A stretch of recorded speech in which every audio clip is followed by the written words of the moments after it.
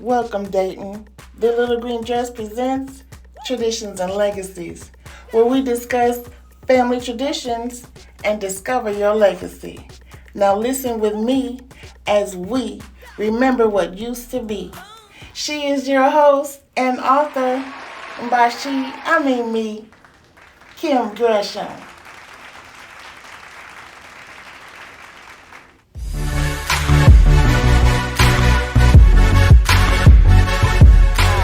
And welcome to the Little Green Dress Presents Traditions and Legacies. I am your host, Kim Gresham.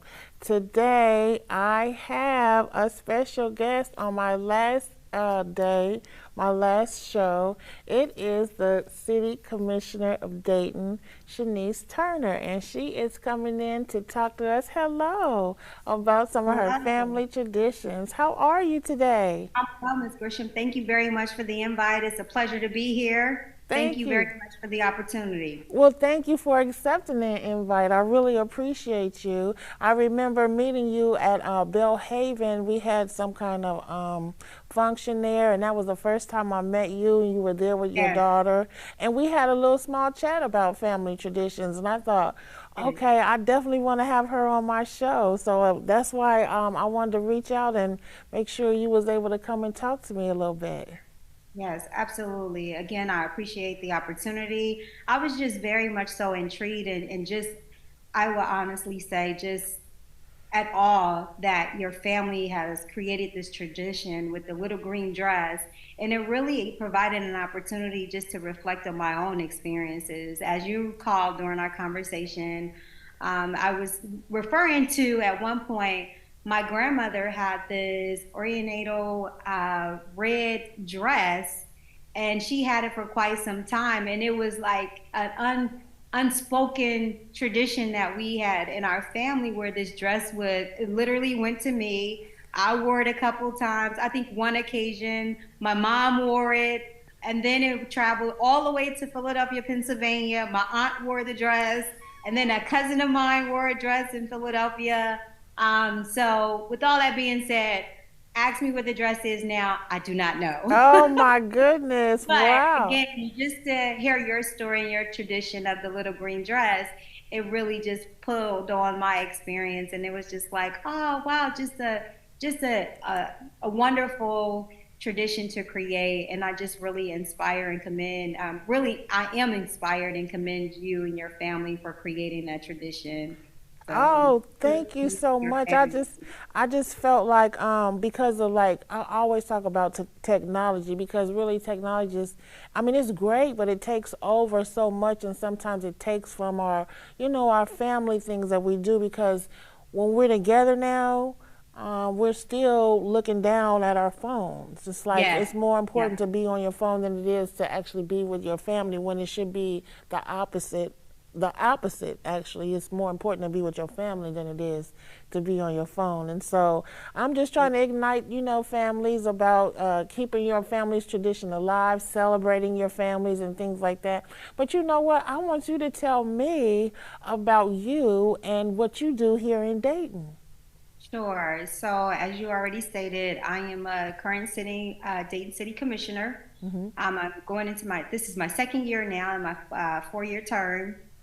And let's see, I am a native from Dayton. I Hmm. graduated from Dayton Public Schools, actually a graduate of Patterson Co-op. Okay. Then I went on to college at Fisk University in Nashville, Tennessee. Ooh, I Fisk. have, yes, Fisk University. And believe it or not, our alumni here in Dayton, it Hmm. is strong. Really? There are a number of people in the city of Dayton that went to Fisk University. That is so So dope. I'm happy about that nonetheless. That, Hmm. again, it was a great experience. We were literally down the street from TSU. And so, again, just that HBCU experience, historical Black Hmm. College University experience, just really charted the path that I have in terms of public service and serving as a Dayton City Commissioner. Went on to graduate school, Central Michigan University.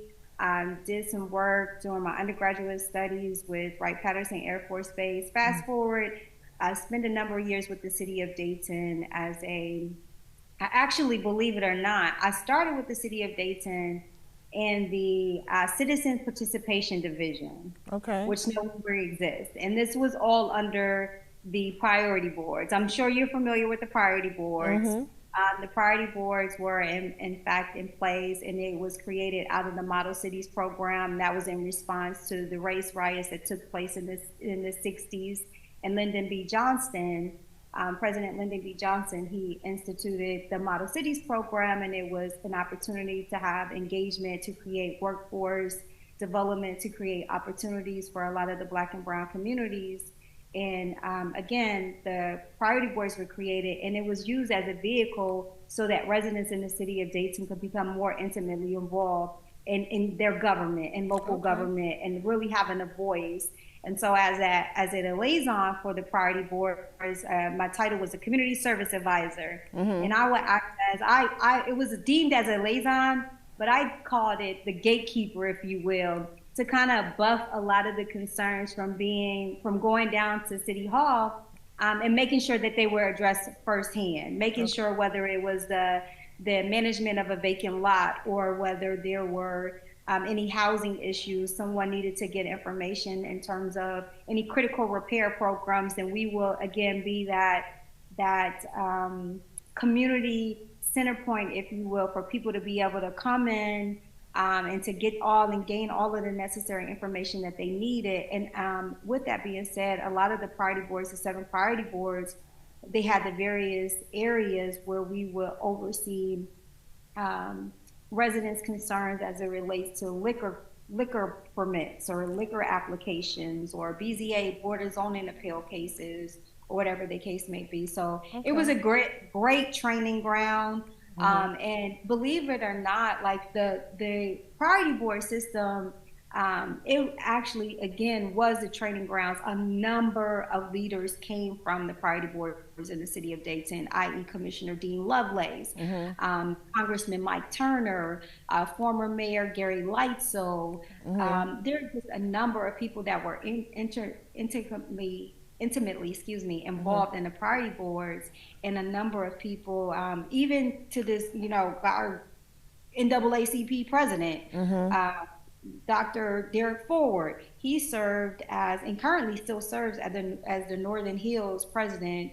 But again, it was all under the The priority party boards, and boards. Northwest Priority Board is which I served as a liaison, and that was under the leadership who is still currently serving, and I was under Mr. David Greer. Mm-hmm. So again, there was a lot of those relationships that I was able to form, working with the priority board. So just a little bit of background as to how I became intimately involved with the city of Dayton, and again, currently serving as a Dayton City Commissioner. There are a number of great things that are happening right now. But with Yes. that being said, I'm not delusional as to what some of the challenges are that we're having in the city of Dayton. We have a huge housing crisis in the city of Dayton, and then that is not just that's not an isolated, circumstance, if you will. It's a global issue that we're dealing with, and Mm-hmm. so my charge as a commissioner is to make sure that we have decent, affordable housing, to make sure that we have those critical repair programs to assist our homeowners, to make sure that we're creating a pipeline for those who are interested in purchasing homes and building generational wealth. So Mm. excuse me. So that is one of many things that I'm very passionate about, and I am definitely rolling up my sleeves and making sure that I do any and everything to one, make sure that people are heavily involved, that they know that they are an intricate part of the decisions that are being made, and Yes. that they too have a voice. And so I stand by that, and knowing that yes, I'm in that position, but I'm in that position because the people, in fact, elected me to be in that position. They entrusted me to make sure that I make the best decisions possible in the interest of the public. So Absolutely. again, just very, very much happy to serve. It is a lot of work, to Oh say the least. yeah, it sounds like a Um, lot of work. but it is rewarding when you can see that you are impacting so many people in this community, the lives of so many people, and oftentimes people, they want to know that they're heard and that they're valued Yes. and people really care. And Mhm. again, that's why they put you in office, right? Because they believe Absolutely. that you're going to serve them, and that's why you're there. And so I hold true to that. Mhm. I'm also a logistician with Wright-Patterson Air Force Base, and I live by the Air Force values: service before self, excellence in all we do, and oh goodness, why did I just lose the third one? But nonetheless, I live by those principles, and that's just, again, when you talk about just serving and doing the will of God and having Yes. purpose in your life. And Mhm. I really do hold true to those values, and it's going to come to me, the third value, and I'm going And to make sure that and I as soon share as it does, you just let me it. know what it is. So I want to uh, ask you, did you want to are you going to pass down like your love for serving to your little girl? Is that something you want to pass down to her? You think she would?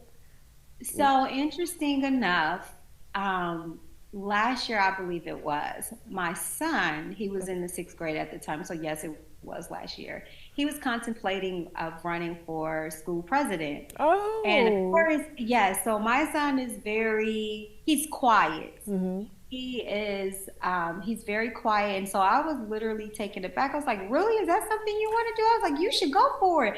I'm all excited. I'm in Yes. campaign mode. I'm like, yeah, we're going to get some blow pops. We're going to get some signs. We're going to do you want me to come up there? We're going to get a t-shirt made. Mhm. And then he was like, well, mom, let me give it some thought. I want to consider it. Let me give it some thought. So he decided not to go for it. Mhm. And, I respect his decision. But with your question, it is a decision that I'm leaving up to my kids to make Mhm. on their own, as Excuse me. individuals. But they do know the importance of serving. They do know the importance rather of living with purpose. And Mhm. my husband and I, we have been making sure that we instill that in them and teach them the values that you're not here because you need to have the big house or the nice Right. fancy car, or that you need to do this.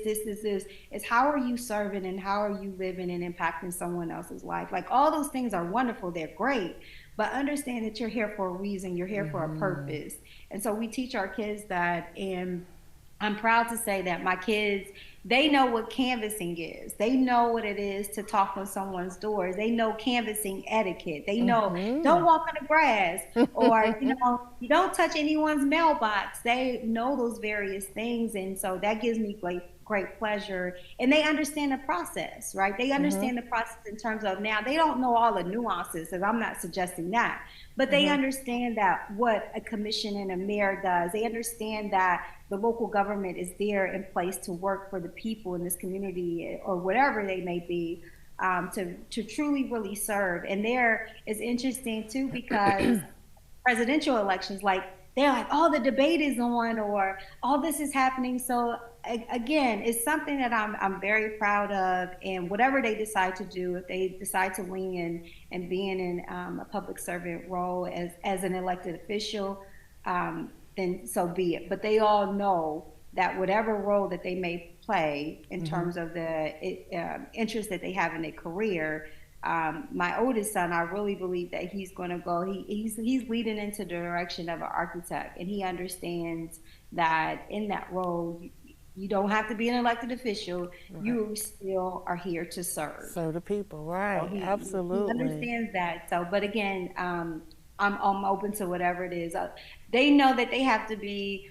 My prayer, rather, is that they are productive members of society. I want them to be Absolutely. productive members of society, and it's a challenge as an adult, because, and as a parent, because you want to make sure that you instill all the values possible in your child. Did I teach them this? Yes. Do they know not to do this, or are they going to do this? Mhm. And so again, we just constantly stay in prayer, and that is actually one of the traditions that we created. And I'm sure you will ask me that question, so I am not going to trump. No, go Uh, ahead. Let me know. Tell me about the tradition. sure, Yeah. sure. So we've started a tradition in our family, in our intimate family. My husband and my three children, where every day before we leave, we say the Lord's Prayer, Our Father which art in heaven. And so we say that prayer anytime that we're leaving in the morning, or if we're on our way to an early morning soccer game, we may be in the car. We're like, all right, quiet time, pray. And we Mhm. just start reciting the prayer together as a family. And sometimes they may leave earlier than I'm still getting ready in the house, and I will call them like, "Hey, we gotta say the prayer. Let's say make sure Mhm. we say the prayer." So we make a point to never leave our homes without saying the prayer and without seeing um, the prayer together as a I family, love or that. just at least acknowledging one another. Have a good day. I love you. I'll see you Mhm. later. Mhm. Because again, you never know. You And never so know, and you that never and that right know. there, you doing that right before you leave, or right before you depart from each other. Those are the Exactly. last words that they hear, from you, or those are the last words you hear from your family. So let me ask you Yeah. the legacy question. So if you were to leave this earth today, what legacy would you leave? Oh, that's a great It's question. loaded. It is a loaded question. Um, I would say that I want the legacy to be left behind that I truly was a sound, reasonable person that served and that helped people in whatever capacity, right? And with that being said, and even if it was just a matter of someone needing someone to listen to them, just really being able to show up when necessary for people, because I believe that's what so many people are in search for, and so many people are literally starving for that. They just want to know that they have someone that genuinely cares and Mhm. that will be that sounding board that will listen to them, and that will honestly value them and respect them. And so that would be the legacy that I want to know, that I want to leave behind, is that people know that they could count on me. They could count Mm. on me. They knew that I was going to be there for them and to show up for them, um, and to give them that sound advice if needed, right? Or if Mhm. it's just a matter of someone that just needed to listen, Yeah. then they don't need anything. I just need you to listen. Mhm. I'm not asking for your advice. I'm not asking for your opinion. Just Just please, listen. just be my ear. Do you know how many people really don't know how to listen? Yeah. It's a learned it's a trait to really sit and listen to somebody and be in the moment and listen to that person, because so many people listen to respond and not really listen to actually hear and take in what a person's saying. They want to just respond really quickly to what they think the person might say, but actively listening to someone is very important. Just as important, if not more, than talking.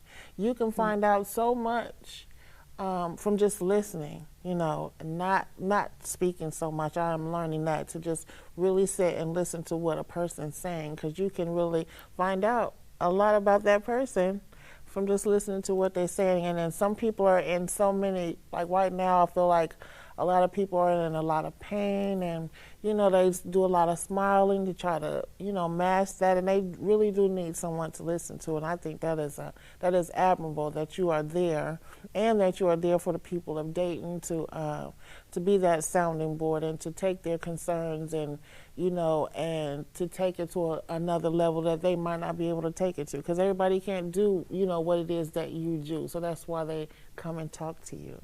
So I think that is beautiful and great and honest. Mhm. Thank you.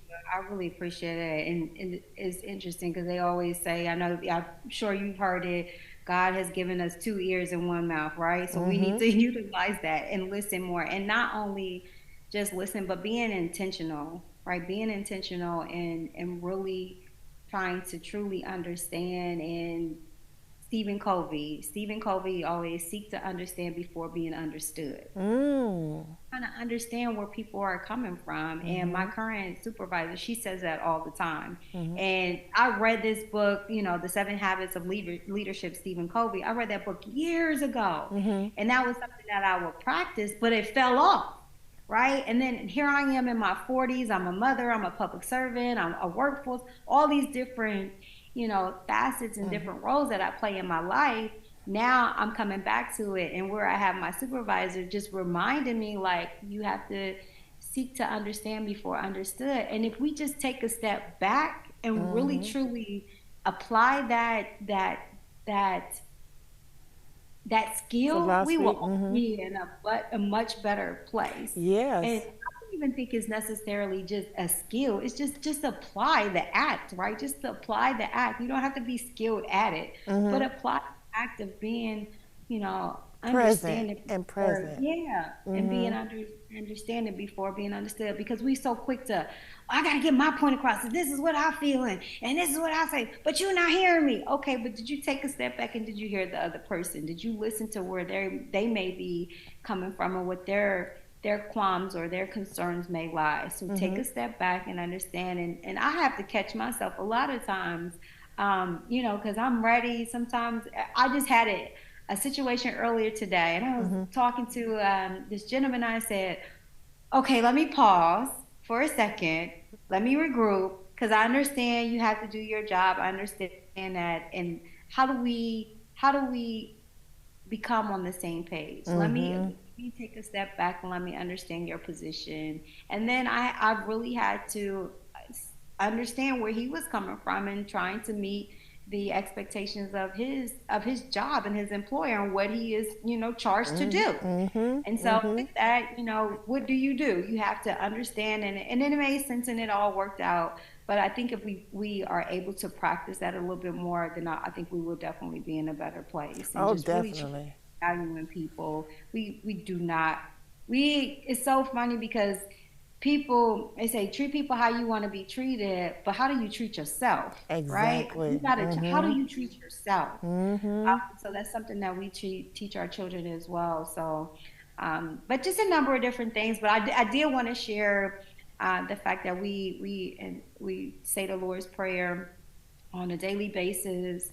The other thing that we have started to do as well, actually, my husband's been doing it. It really started with the pandemic. Okay. We started from the beginning, from Genesis, and we've been reading the Bible to our kids. Okay. And so, and in that process, we have questions and answers, and we're learning things. And it's just like, it's so many valuable lessons. And my husband, he teased me. He goes, "You treating it like it's a soap opera." So Well, I'm actually, listening. the Yeah, Bible has very good, interesting stories that are just so amazing. And yes, if you just sit yes, down and read, like, oh my goodness, like, and you can yeah, really apply a lot of those stories, all of the stories, to what's going on today. That's why the Bible yeah, is number yeah. one and will stay number one on the bestsellers list because That's right. it's just so amazing how the stories, I Yeah, mean, are yeah, amazing. it is, and it is so rewarding because sometimes when we go through a chapter or whatever have you, we're reading the various verses, and I will ask a question like, "Well, why did Job do? What happened with Job?" And then my kids will respond. They say, "Mom, you know this is because see you didn't pay attention, and you should know that." And I'm like, "Oh, okay." That's how you So know that they're learning. And they're Job is my learning. favorite book of the Bible. Yes, Anytime I'm going through anything, I just think yes, about yes, Job, and then it just automatically calms me because whatever yes. I'm going through couldn't be what It's nothing. compared to what Exactly. he went through, and That's that the right. Lord let him go through. You know what I Yeah, mean? So the yeah. Lord allows things, bad things, to happen to us, but we have to stay faithful, and That's right. that's why I always that's my favorite book. Yes, Yes, it is. yes. But I want to say we are at the end of the interview, and I just want to thank you. I don't want to take up too much of your time because I know you're out busy and helping people of Dayton, and I want to commend you and thank you for all that you do for us here in Dayton. And do you have anything coming up that you want to say really quick or anything like that? I don't. The only thing that I would, again, thank you very much for the opportunity. The only thing that I would like to say too, in addition to that, this is great. I really appreciate this. Again, I commend you. This is wonderful what you're doing, and all the Thank best to you you. in your endeavors. I just really commend you and the innovativeness that you're creating behind your family traditions and that you're doing great work. So Thank you continue so on. much. I really appreciate that. I really do. I really hope that someday, my daughter was just here and she was like, "Well, Mom, you're known as the tradition and legacy lady," and I'm like, "Well, thank you. I will take that That you're moniker and wear it yeah, proudly." Yes, that's because right. that's what I'm here for, just to help you, remind you that your family is first and to celebrate your family. That's And you are right. doing exactly that. Man, I'm gonna I make told you sure. I was gonna remember it. Did I say it? Service before self, excellence in all we do, and You lost it it just again. I lost it again. It's It's gonna okay. come to me though. Well, It's when gonna you when come you to me. when it comes to you, text it to me so I can still know what it is. I want to know all three of them. Okay. All right, I could do that. But if anybody have any questions, if they need anything in terms of any city resources, please by all means feel free to contact the City of Dayton's Commission office. That number is 937-333-3636. Again, that number is area code 937-333-3636. They can also reach us online at cityofdayton. I believe it's .gov, Okay. and they have various email addresses for all of the members of commission as well as the mayor. So again, it was a pleasure. People can reach me anytime if they want to set up an appointment or if they need me to come out to them. I like to go to the people, so I am Oh, more than willing to make appointment calls. I go out into wherever they would like to meet. that's So awesome. I within reason, love right? that. Within reason. Well, that's great. Thank you so much. And I will chime in with you soon. And I really appreciate you for coming on TLGD's Traditions and Legacy with me and sharing your family's traditions. Integrity first. How can I There it forget that? is. Service before itself and excellence in all we do. All So, right, and we're going to I end on got it. that note. Yay, she found it. Right. God is good. Thank you. All right, All you the have a good day. You too. Take care. God All bless. right, bye Bye bye. bye. Thank you for watching The Little Green Dress Presents Traditions and Legacies. Don't forget, you can see all our videos on my YouTube channel under the same name, Facebook, Twitter, and Instagram. You can purchase The Little Green Dress coloring books and books from Amazon.com, also from The Little Green Dress online. Thank you.